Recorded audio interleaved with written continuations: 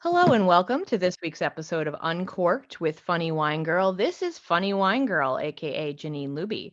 And this week, I am so excited about my guest. Although, you know what, people who, if you ever do listen and you come back, you probably like, oh, geez, you say that every week.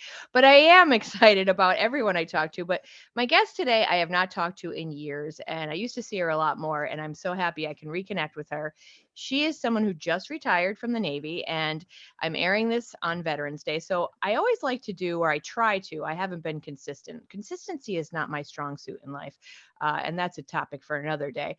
But I like to mention something related with wine. And I do say sometimes I'll talk about what's in my glass while I'm recording. And it is only, let's see, it's only 10:09. And that doesn't necessarily mean anything. I'm not going to tell you I've never had a glass of wine at 10 in the morning.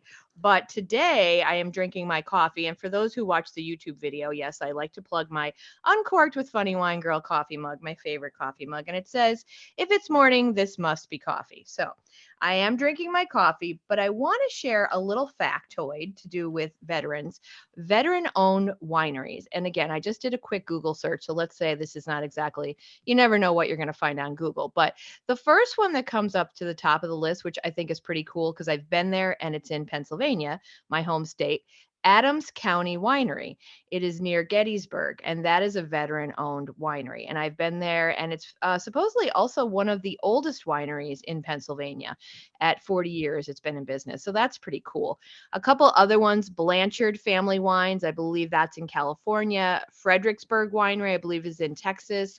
Indian Creek, I'm not sure where that is. I didn't go through all of these. Mercer Estates, Taylor Family Vineyards, and Valor Winery. And those are just 7 that I found in this article, but I'm sure there are many different wineries owned out there by veterans. And as we know, many veteran owned businesses. So it's great to support those when you can.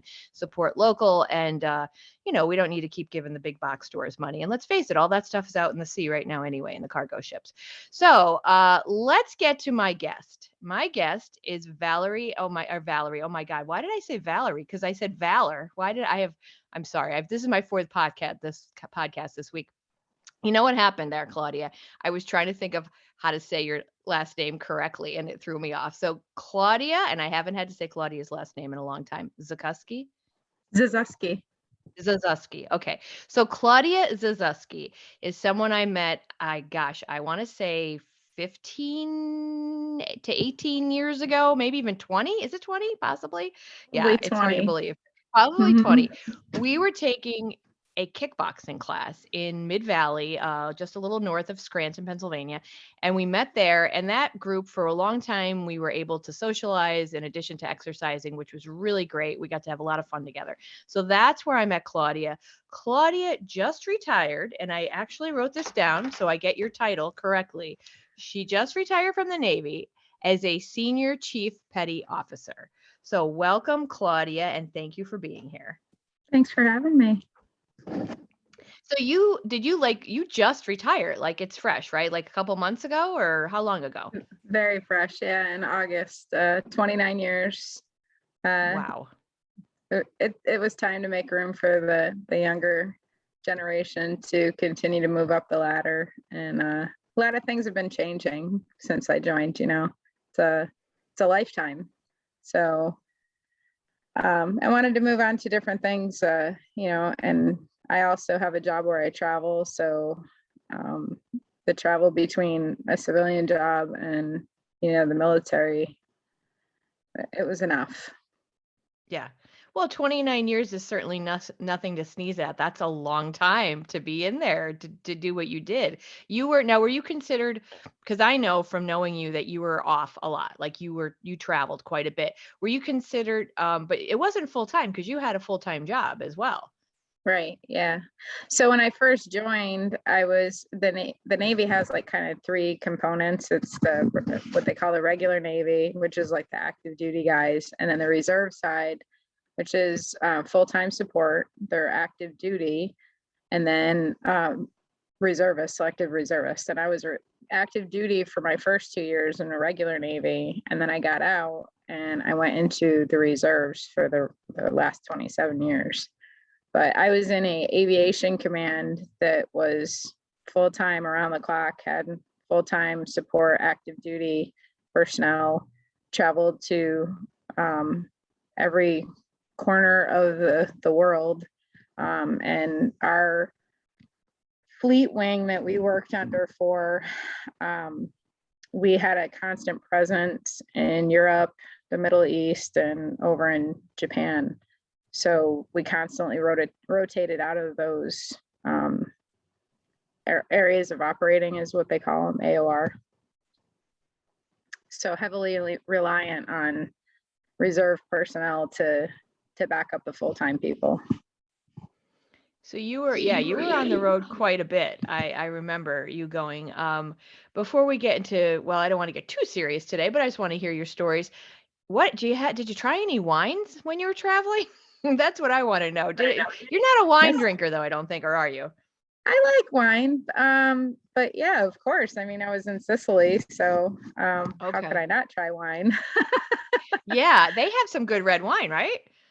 Yeah, very good red wine. And there's different wines because there's a volcano over there. So um the I think the lava that comes through and would fertilize in the soil would make for a different tasting wine. I'm more of I'm not much for the dry wine though. I like kind of a frizzy style. So I like a wine called Fragolino, and I believe you've had that with me. I probably Yeah. don't remember. I don't know. I honestly, that's a long time ago. Was that from Italy as well? Yes, ma'am. Yeah. And another place we would fly over. We usually couldn't make it in one trip because we would not only be bringing all of our people, but we would be bringing all of our gear to support, a 2 to 4 month detachment and wherever we were going. So we would stop in the Azores, which is a small like island off the coast of Spain, and that was one of my favorite places to go to because they had a green wine, and that is, yeah, that's one of my Wow. favorites. Very good. Oh, oh, that sounds different. Like what? So what did that? Was that? So it was kind of sweet, or what was that like? Yeah, it's got a little bubbly in it, but yes, sweet and very tasty. Oh, that sounds really yummy. Oh, Yeah. I like the sound of that. Yeah. It's interesting that you mentioned about the volcano, right? You said over in Sicily, because one of my, I think I mentioned before we started recording, my life is like a gig life, a patchwork of different things that I do. And for about a year and a half now, I've been what they call a wine guide for Traveling Vineyard. It's an American company, but they globally source their wine, and it's like I'm like a representative, so people order the wine like from me. And one of the wines, or at least maybe one or two of them, they're really starting to get into wines from Washington State. And I believe I was surprised to Oh read, yeah. I want to say there was a volcano, and I could be, I like I said, this is my fourth podcast this week, so I apologize if my mind is way off, but I swear I read that had to do with the volcano in Washington State. And they did talk about how that does affect the soil, and it will definitely obviously affect the taste of the wine. So it's just so interesting that, and not to get off too far off topic, but that would be a topic for another day, like how waste and pollution can really damage. I mean, it's getting into the soil. It can really change the flavor of things and make it, I mean, obviously make it bad tasting, make it bad for us. But it's so interesting how the soil can change the flavor of things. Definitely. Yeah. Yeah. So you got to travel to a lot of places. So I really want to hear your experience as far as everything. Like you got to see the world, or a big portion of it. And I'd love to know what some of your favorite experiences were, and what the experiences were like meeting. I don't know how much you got to meet people of these other countries. I mean, I'm sure you were dealing a lot with military, and did you get to meet, I don't want to say the locals, so to speak, but the people of these countries, and what those interactions were like? So, like I said, we would travel to the different theaters of operating. I didn't spend a lot of time in Japan. A lot of people love to go over there. I did make a few trips over there, but I think the last trip I was there was like 2009.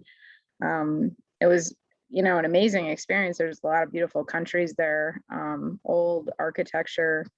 I hiked Mount Fuji, which was an absolutely amazing experience. Wow. Um, for me, the culture there, I didn't really interact with them as much. The one thing I do remember about being there was they drive on the opposite side of the road, like some of the countries in Europe, and you had to get like a special, um, license permit to drive over there, which was really strange. And they would put a sticker on the car, and if you were like a new driver, and you got in an accident with an experienced driver, it was automatically the experienced driver's fault because they should have known better. They should have prevented the accident.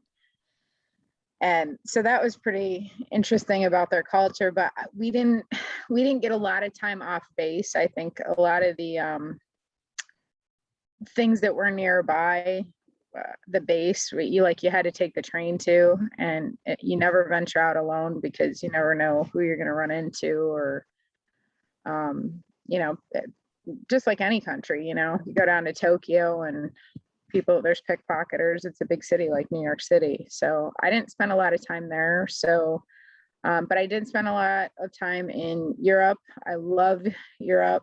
Been to, Ireland, England, Spain. Obviously Sicily was where we were based out of. Um, the culture over there is just so much more laid back than I think American culture. I think, stopping at a cafe there and enjoying a cappuccino, cup of coffee, a snack, talking with friends is something they don't take for granted.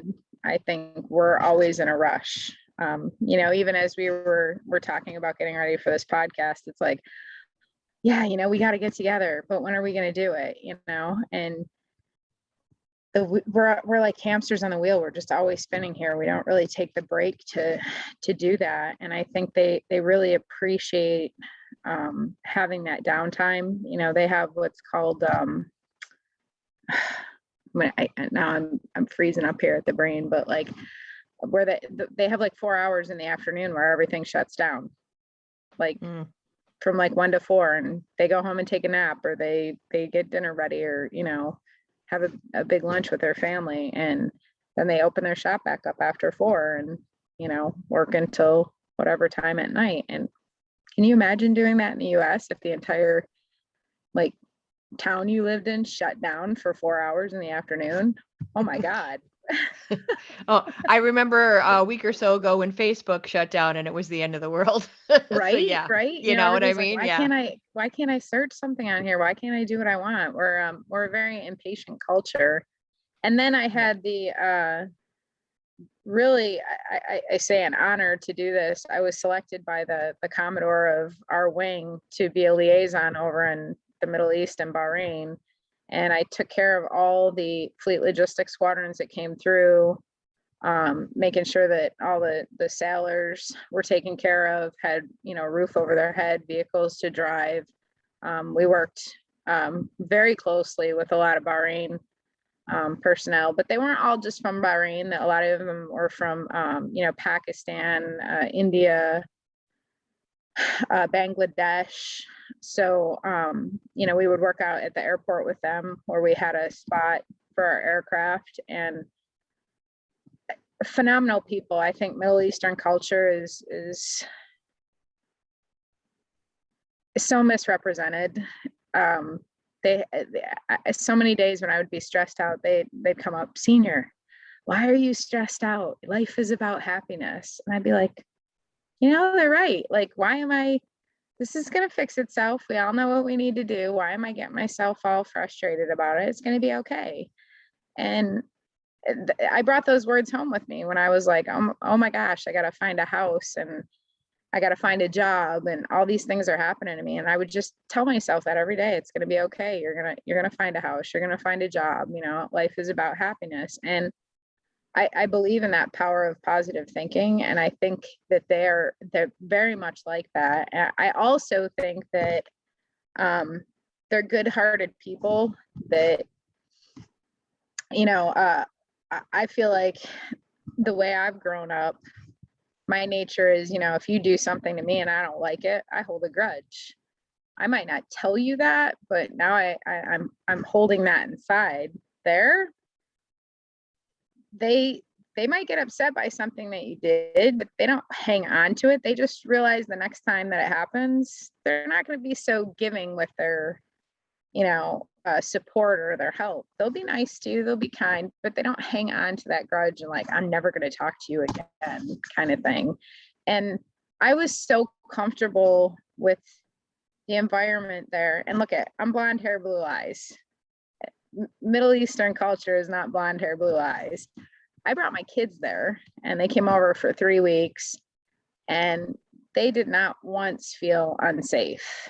Obviously you got to, it's a foreign country, so you treat it that way, but they did not feel uncomfortable at all. And a few weeks after they came back, I think there was something that happened over in Iraq, and my ex said to me, oh, do I need to tell the kids? Do I need to let them know that you're okay? And I was like, they're not worried at all because they were here and they know what it's like over here. They know what people are like. So now granted, just like any other place, there's bad people, but overall, I think it's just a very misunderstood culture. Yeah. Now, did you get to go into like the actual like their restaurants, their city streets, like and spend time with the actual people there? So did you get to do that? Yes, eat in some of the restaurants. I made some very good friends. One of them was he was a jeweler, and we became very good friends over the year. And very kind to me, very gracious to my family when they came over. Made another very good friend. She was from Morocco, and they in Bahrain, they bring a lot of expats there.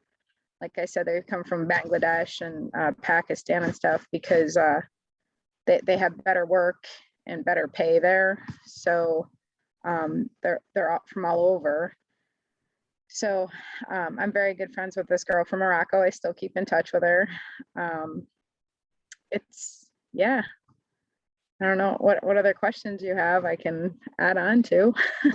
Do you think now you said it you feel that it's misrepresented because obviously there is a lot of well, unfortunately there are people who hate, Middle Easterns and they just the whole concept and their religion, that it's an abomination or, I mean that to me is, ignorance obviously because I do think, not to bash Americans, but to say that we don't on average we don't get to know things enough before we judge. And that's must speak for myself. We've become a culture of I've been saying this for the past 2 years, swipe right, swipe left. So we like to read like a headline, the crawler. Oh, most of us, and I think this is true, most of us don't get to really, we're not going to read the 32-page article, about something to get to know it. And that's not, you can't learn from snapshots of things. So would you say it's misrepresented as far as how they treat women, or would you say that you were there long enough to really get a good sense? Because I mean, there's this idea that that in the Middle East, women are not as valued or not treated fairly or equally or whatever. What would you say based on what you saw from your experience? The women that I met over there, I think they were a lot like me. But you did also see the families where, they would be walking through the stores or the shops downtown at the souk, they call it, where you could do a lot of shopping, and they would be completely covered. Um, I know some of that can come from the family, the husband wanting that because they don't want everyone to be looking at their spouse, the lady in their life. But several women I talked to, it was a personal choice, their choice with God. We went over to, there's a grand mosque there where, thousands of people can pray at one time. And everything is symbolic in this mosque from, the wood comes from a certain place, the tile comes from another place, how the lines are in the carpet and the symbols, and all the men will like pray downstairs and the women pray upstairs in the back. And I think most people would say, well, you're putting the women to the back. Why is that? Well, they're put in the back to not be a distraction. Because normal human reaction is right. You're gonna look. You want to see what's around you. You're gonna stare at those things. it's to take that distraction away because they're there for prayer. Hmm. I don't know if I didn't get the sense that the women that I knew that were Muslim were offended by that. So yeah, I think it's a little bit of both. Like we were just saying, you have some of the bad seeds in this world, and we have them here in this country. They're everywhere, and then there's a lot of good people. And I think it's unfair to assume that because of one bad person, an entire culture is bad. Yeah. Yeah. Your kids, I think I saw photos on your Facebook. Did the kids get to ride like a camel? Or I know I saw a couple photos. It looked like they had a really nice experience. What were Yeah. some of their favorite things that they got to do? Well, my son is a huge skier. He got into that a couple of years ago. So going to Dubai and doing the indoor skiing was a pretty neat experience. And I actually got on skis after, I don't even know how many years, but it was a lot of fun.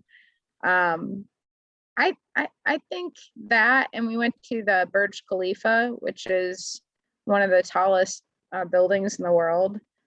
And we went up there at like sunset, and it was Mhm. absolutely amazing.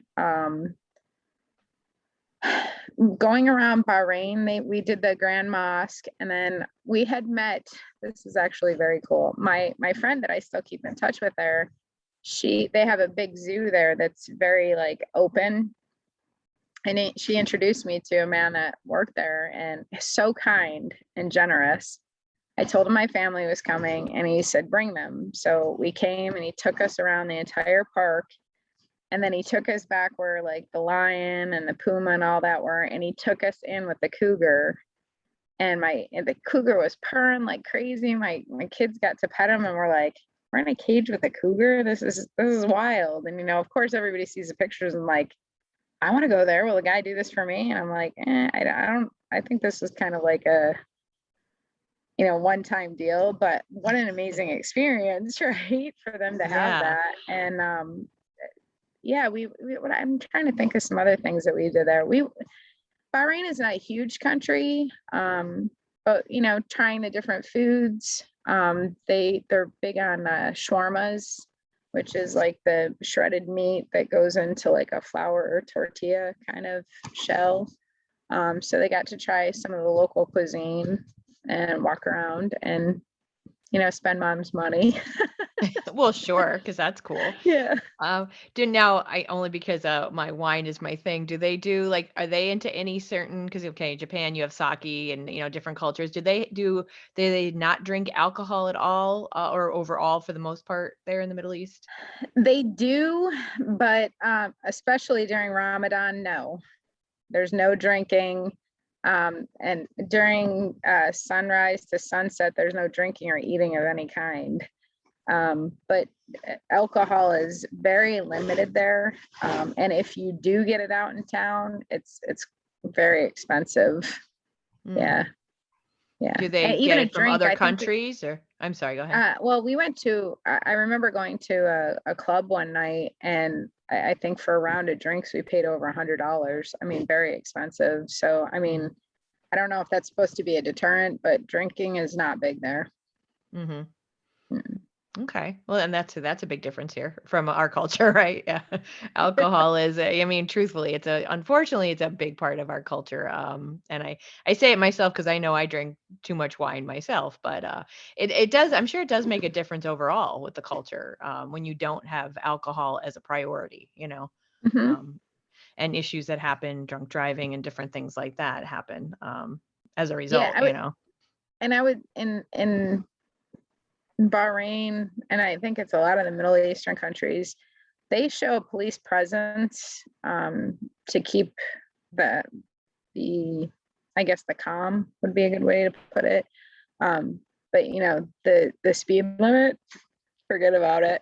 They have cameras up so people know where the cameras are to slow down for the cameras, but crazy drivers. And it's much like that in a lot of the places I've been in Europe too. But you mentioned, drinking and driving, how that's a problem here in Europe. My friend that I have over there, I've had dinner with her family, and in here we sit down to have dinner, and our 15, 16-year-old nephews going to fridge and pulling out a beer and having it with dinner. I mean, in our culture, we'd be like, what do you think you're doing? But it's not a curiosity thing for them. It's, then they don't go out and they don't abuse it because they appreciate it. Yeah. Yeah, so much different.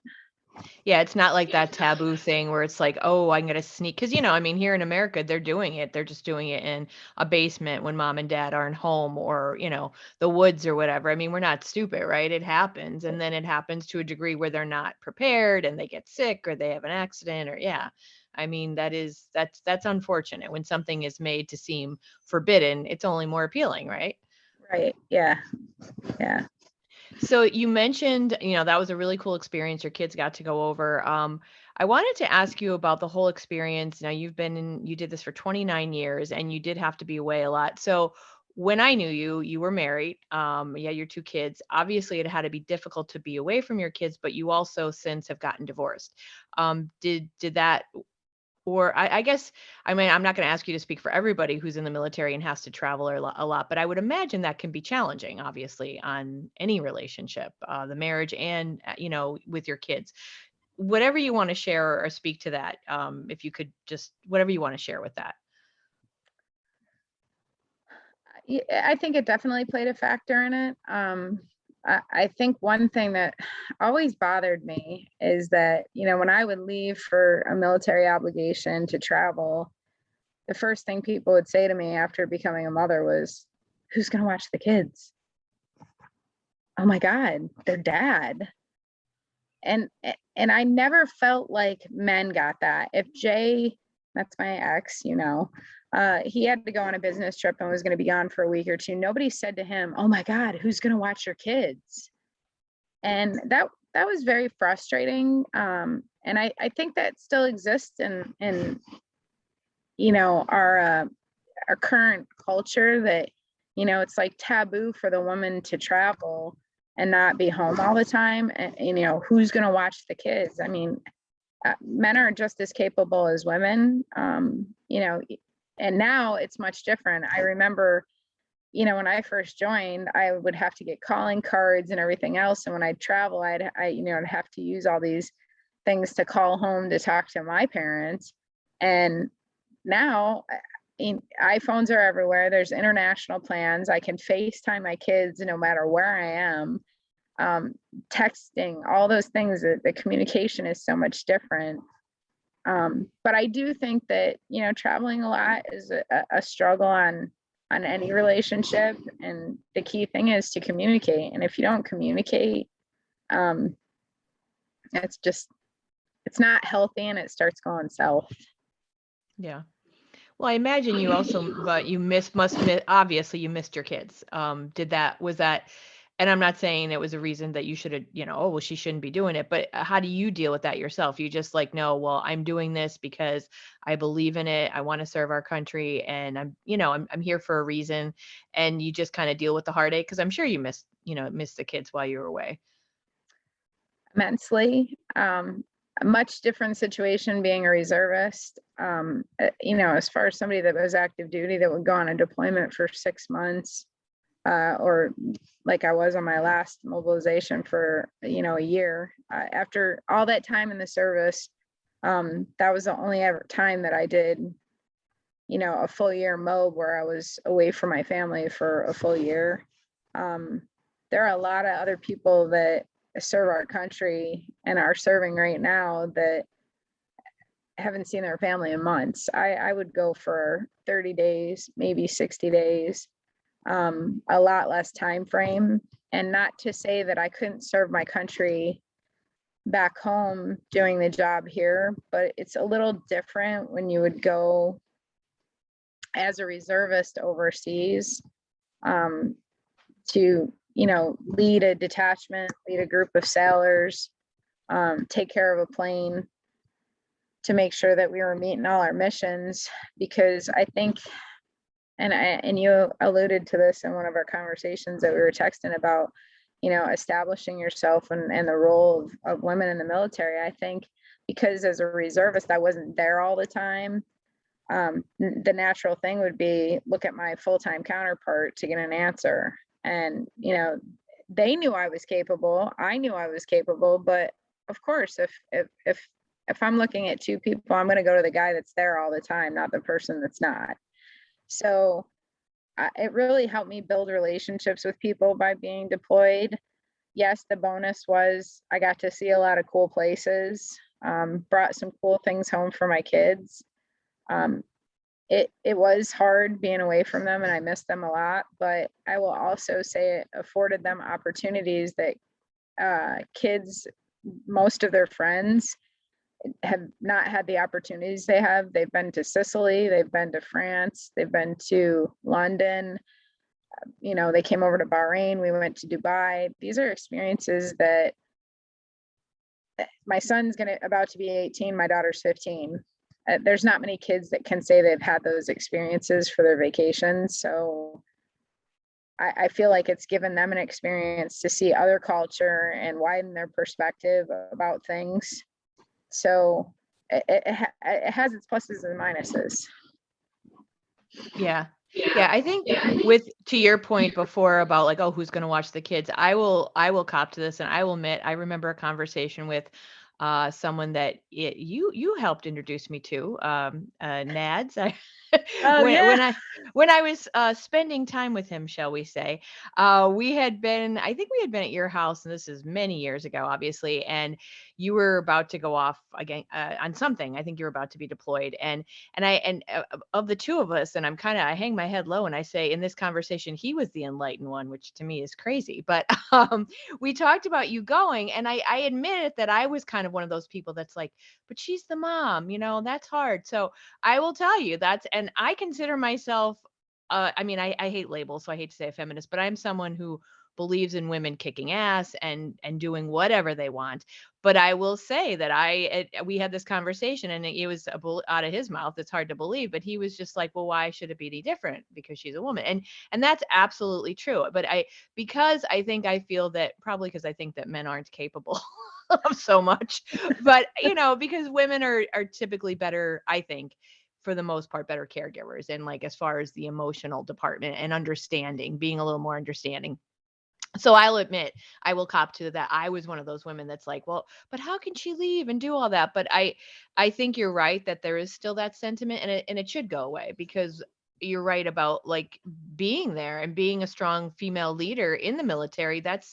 How's that going to happen if people aren't doing it, So it's good that you did, but I will apologize to you for having the thoughts that I did. No apology necessary.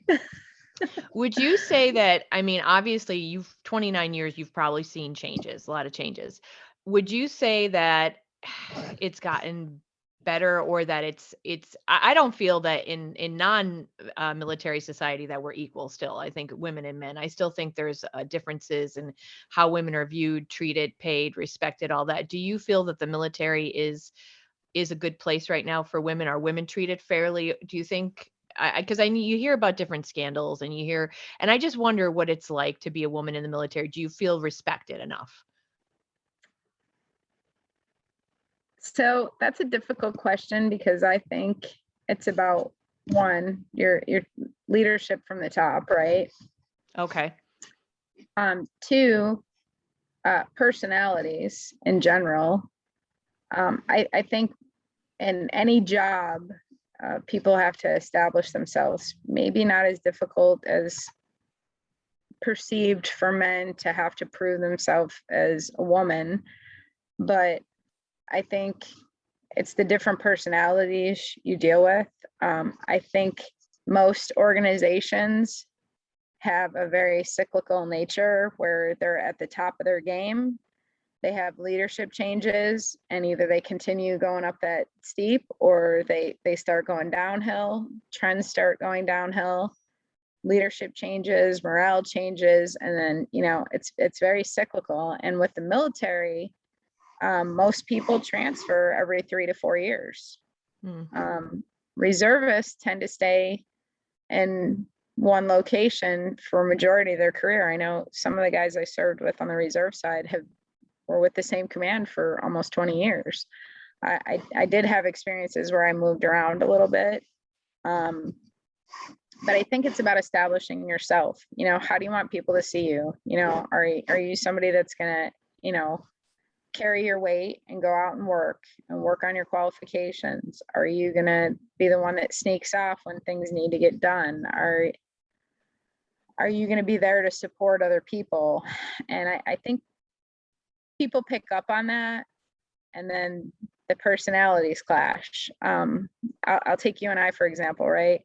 Instant connection, got along great. We could sit and talk for hours, right? We have differing views, but we can sit and talk for hours about things and are open-minded enough to, oh, I didn't think about that. That's a good perspective. Maybe I didn't like it when you initially said it, and I thought, wow, I'm offended by her point of view. But then I think about it and think, you know what? She's got a valid point, and we're that kind of natured people. Then there's other people that are just closed-minded, don't talk to people the right way. So I think it's just that cyclical nature of it. And I also think one thing that has a huge change across the board is generational change. I was just thinking this. I've been helping my friend, she cleans homes and stuff. And I thought, man, my weekends, every Saturday, it was like, okay, we're cleaning the house, change the sheets on the beds and do laundry and clean the bathroom. And, you had to do all these things. And now we go to these homes and there's all these, with children, and the parents both work. And I totally appreciate that. But somebody's cleaning their house. Like, the kids don't ever have to scrub the bathroom or, clean the toilet. And there's a sense of, entitlement. And we didn't have that when we were younger. I mean, I'd like to say we're not young. I think we're not old. I think we're still young at heart, at least anyway. Yes. But, Yes. but when I was a teenager, I mean, that there was not that level of entitlement. And even as an adult now, when I slip and I swear in front of my father, I'm like, ooh. My kids slip and swear and they're like, oh yeah, sorry.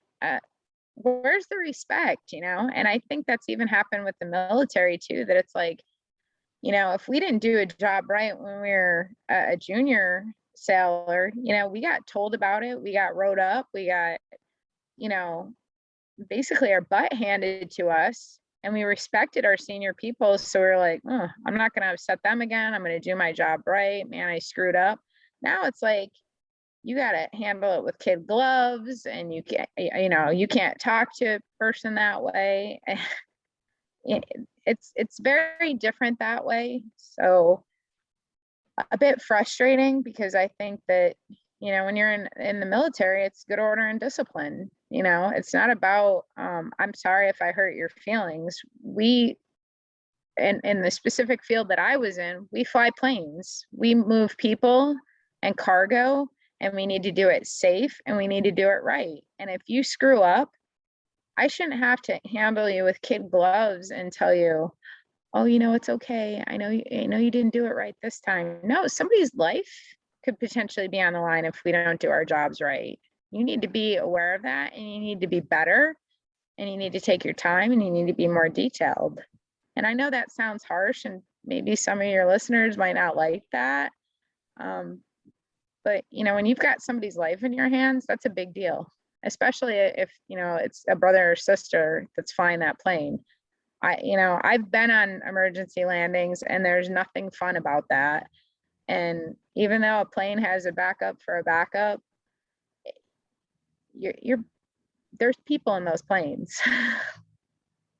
Yeah. Yeah. And I totally get your point. I taught 7 years part-time in college, and I don't come from, like, I'm not a teacher. That was not my forte. I got into that, because I lived this gig life, and it was another form of income, and I was teaching communications, which is my thing. And I last fall was my last, because teaching is not for me. I do feel like young people need their hands held quite a lot. And again, this, when I say this, obviously there's no broad statements that are 100% true. Let's say that about anybody or anything.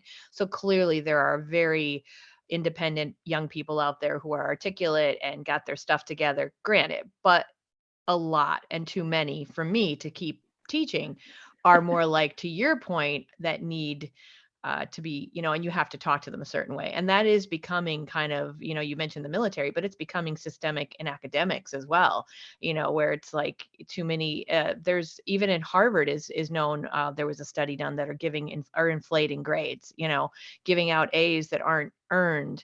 And then of course people might say, well, what's earned? Well, I mean, and I see it, I grade for this Penn Foster online. And I don't even know how some of these people get into the college programs. And that might seem elitist or whatever, but I think if you can't write a sentence that makes sense and know how to use grammar, I don't know how the hell you think you should earn a certificate that says you're a college graduate, So, and I don't want to go mean, off on a tangent, but just to your point, I think things are changing in that way. So it is kind of like we have to do it this way. I forget where it was that I learned about the quote unquote compliment sandwich. So when you give young people criticism, you have to put it in a compliment sandwich. I was like, oh, you got to be kidding me. So yeah, so like for example, if I was talking to a student, I'd have to be like, oh, hey, Madison, excuse me, come here for a second. I love your pink hair. Looks really cool. Frames your face nicely. You're an atrocious writer. You just stink. You can't. Oh, but I love your Instagram stories. Bye. Like, so you have to kind of like give them like a nicety before you kind of point out that maybe they're not doing something quite well. it could do better in another area. Yeah. Exactly. So yeah, I learned about that a few years ago. I'm like, what the hell is a compliment sandwich? But yeah, Like that. I'm and gonna remember that. yeah, but like to your point, might seem harsh, and there are people who listen and will say, "Oh, well that's, they don't like what you're saying or what I'm saying." But it's hard, I think, sometimes for parents, and I'll say parents because I'm talking about young people, to be objective. And again, to your point about responsibility, like having to do chores or whatever, I've said this to some of my friends, like, well, can't your daughter do that? And of course she's just, oh no, she won't do that. Well, and you can't even blame the kids, because if they've been allowed to do XYZ, it's behavior. Don't we all learn behavior? How could you not? We've allowed that. Yeah. And Yeah. how are you going to break that? That's and it's not so much a matter of just for me to sit here in judgment, but it's a matter of what kind of individuals will they be as far as contributing to society. And Right. respect is important, carrying your own weight is important, accountability is important, having certain levels or standards of achievement are important. So I think that's what's kind of sliding a little bit, but I don't want to go off on that, but I agree with you with my point. So I mean but it is interesting that you're saying generational and that you're seeing it in the military, because we rely on the military no more than, like the next generation of leaders in different fields. We rely, they're going 100%. to be leading the country in healthcare, in all kinds of fields. So you want them to be the best level, the best quality that is Best possible. person they can be. Yep. Yeah, yeah. Isn't that a slogan? Be all that you can be. Oh, be all. That's the Army, right? I don't know. Sorry, not Yes. Navy. We're It's not talking Navy. Navy here. No. My dad's a Navy vet, but he Hmm. wasn't, not during wartime, but he did travel. He does talk about getting to see, I think he got to see like Portugal. I forget where else, but yeah, he was in the Navy, so Navy all the way. We're going. Yes, Um, I definitely. think I think I covered everything that I wanted to ask you for the most part. I would just like to, I guess, if there's anything else that you want to add, please do so. Otherwise, I would just add, well, no, I did want to ask you one other thing. And this, I don't want to get political because I don't like to get into politics. But as a person who has served the country for 29 years, and obviously you did it because you wanted to, how does it make you feel to see the country so divided? Like, and again, I don't want to get not so much political, but does it hurt you? And when I say hurt you, like, like, is it hard to fight or serve for a country that maybe you're like, oh my God, what is happening? Like, as people seem to be drifting apart. How does that make you feel as someone who served the country and as a veteran? Wow, that's a difficult question. Um, it's sad because we're the greatest country in the world. I mean, I go to, I've gone to places where, but there's trash on the street and it smells horrible, and they're just not good places to be. And we live in this beautiful country, and like you said, we're so divided. It's just sad. I mean, the end result, and I think it goes back to my original thing when I was talking about what I learned from being in the Middle East, is that life is about happiness. Basically, if you treat people well, or treat them the way you want to be treated, the world would be a lot better of a place. Everybody, yes, is entitled to an opinion, but just because you have an opinion about something doesn't mean that I should look down on you. That you're still going to be considered my friend. Do we have a differing view? Yeah. Because you like wine and I like whiskey, does that mean that we can't be friends? It's kind of the same thing. I mean, I don't really get too tied up in the political party stuff. I kind of just stay away from that because I'm proud that I was able to serve my country. That quote by John F. Kennedy, there's no greater thing to be able to say that I served in the United States Navy. I feel very proud and lucky for that. And the places that I've been, the people that I've met, it's afforded me opportunities that I would have never had, and made me a better person. And I value that and I treasure that. And I think that if people just open their aperture a little bit to see how lucky we are to be in this country, I think it would be a better place. I look at this whole thing that's going on with the news right now with the federal mandates for the COVID vaccine, and I just see how it's like tearing us apart. And I thought to myself the other night, well, what happened when we had these pandemics with the mumps and the measles, and way back in the day? This isn't the first time we've been hit with some kind of I don't know if pandemic's the right word for it, but like major medical thing that has caused a lot of death. And are we fighting it and making it political because it's gone all this way to high up to the president to make a federal mandate to make people do this? I mean, it's causing people to get out of the military. I mean, emergency workers leaving their jobs, companies having to say, oh, I can't bring you on unless you're vaccinated, and how they're spending all this time and money like tracking who's vaccinated, who isn't vaccinated, who needs an exception. It's like, I just wonder what it was like all those years ago, like when there was a major thing like this and somebody didn't want to get a shot. You don't want to be protected. Well, why wouldn't you want to be protected from something like that? Or did we push it out the wrong way? It just feels like this whole whirlwind of politics, and that's just the way we tend to deal with things in this country, and we let our opinions overtake us and get so divided. It's just sad. Yeah. It's sad. Well, and there's no real answer. I was just wondering if and I think I get the sense that you have. And I mean, I would imagine it would be sad because you represented this country and you were there to serve. So you want it to be the best and you want people to be successful and happy and getting along, which makes sense. And again, that would be a show for another day. There's just so many things. And I think on all sides, it's not just one party, it's not just one type of person or whatever. It's it's everybody wants things quickly. People don't want to like do research. We are definitely on both sides. I will say this because it doesn't matter what political whatever affiliation I am or somebody else is. I see it on both sides, and I think unfortunately there are people on both sides with blinders on because both sides are doing it. I actually 100%.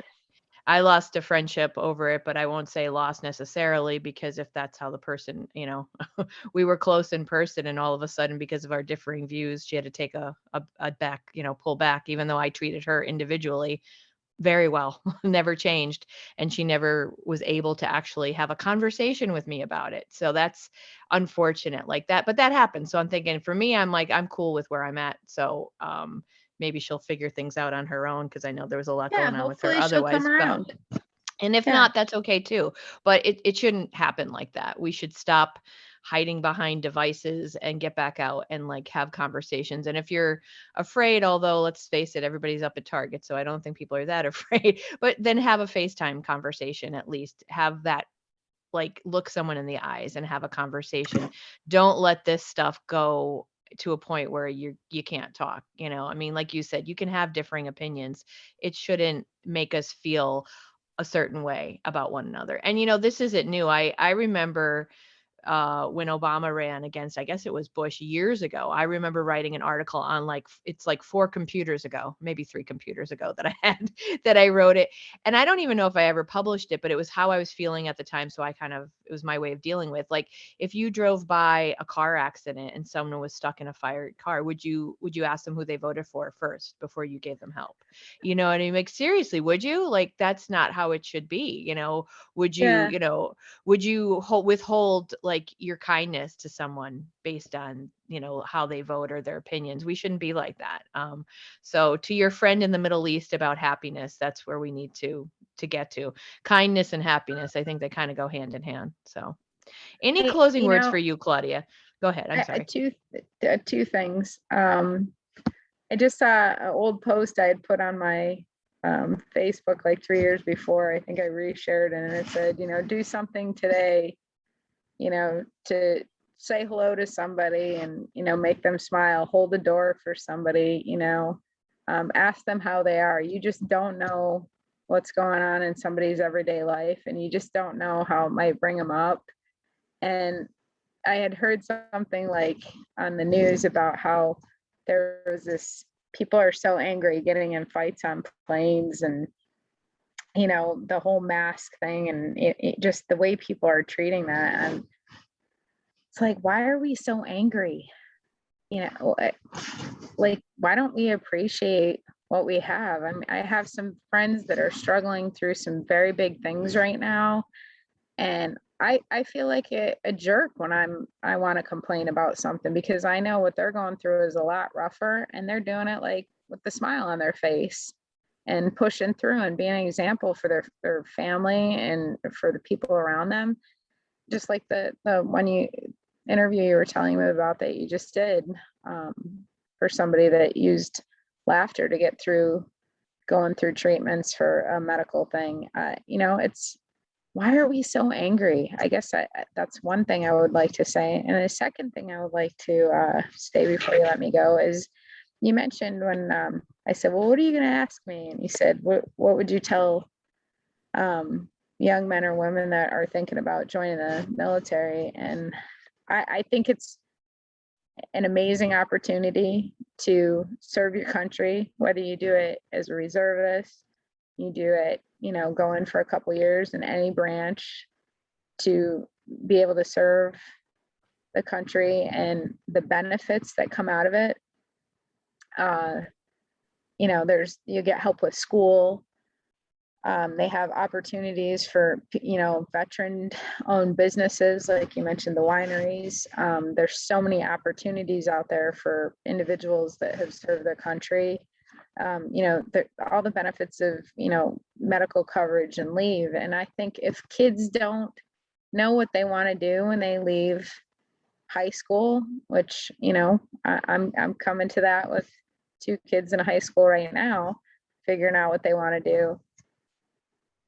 you know, don't push a kid to just go to college and spend all this money and not know what they want to do. There's a time in life we all figure it out, right, Janine? We've both been there. Yes. Yep.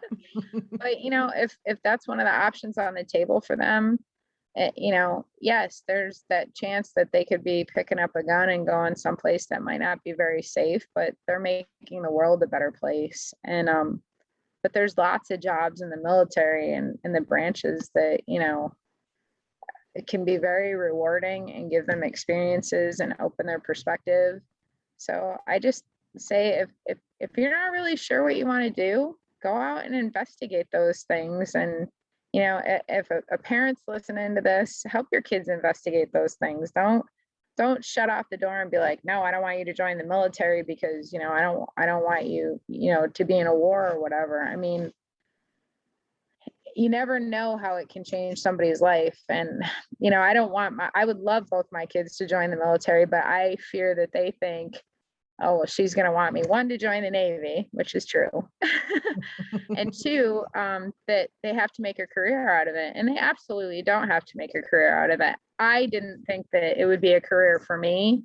And I love aviation, and it was such a break from leaving the everyday grind of a full-time job, as crazy as it was, because it was work, to go and do a Navy job and work on planes and be around people from, like, I worked with lawyers, doctors, firemen, police officers, all these people that have all these different careers. So, even a reservist going in, or a young kid decides, I want to join the reserves and then go to college, there's a lot of benefits there too. So just be open-minded, I guess. I think that's been the whole topic of our discussion here today, is have an open mind about things.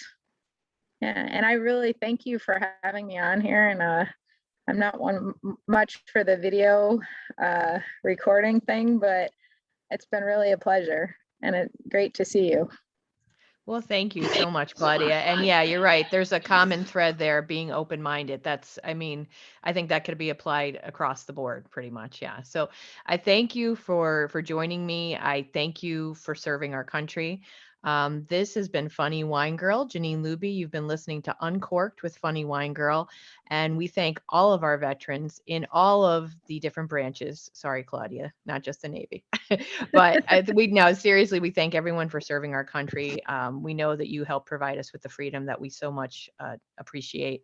And get out there, support veteran-owned businesses if you can. Do some research online, find out. And if you like wine and you want to go to Gettysburg, check out Adams. I think it's Adams County Winery. That is veteran-owned. So thank you so much for listening. Please share it with a friend, and subscribe on Apple Podcasts, Spotify, and more. Thank you so much for joining.